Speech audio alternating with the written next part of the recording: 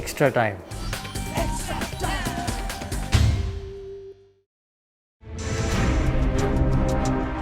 গত রবিবার Yuva Bharati ক্রীড়াঙ্গনে Durand cup ফাইনালে জয়ী হয় বেঙ্গালুরু এফসি এবং এই মেগা ফাইনালে বিশেষ অতিথি হিসেবে উপস্থিত ছিলেন পশ্চিমবঙ্গের রাজ্যপাল এল এ গণেশন এবং রাজ্যের ক্রীড়ামন্ত্রী অরূপ বিশ্বাস।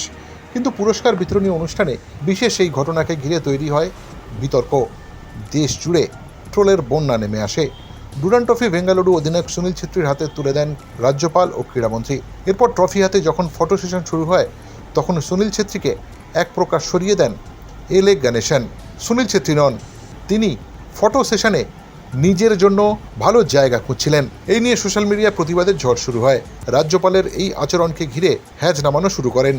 সুনীল ছেত্রী শুধু এই দেশের ফুটবল দলের অধিনায়কই নন, বিশ্বের অন্যতম নামী একজন ব্যক্তিত্ব, এবং সেই সুনীল ছেত্রীকে রাজ্যের সাংবিধানিক প্রধান এভাবে ঠেলে সরিয়ে দেওয়াটা মেনে নিতে পারছেন না মানুষ।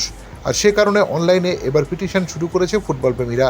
সেই পিটিশনের দাবি হলো প্রকাশ্যে এই আচরণের জন্য ক্ষমা চাইতে হবে রাজ্যপালকে, এবং আগামী দিনে এমন ব্যক্তিত্বদের যেন সম্মান দিতে পারেন এই আশ্বাস দিতে হবে রাজ্যপালকে। ইতিমধ্যেই এই পিটিশনে শয়ে শয়ে মানুষ নিজেদের সমর্থন জানিয়েছেন।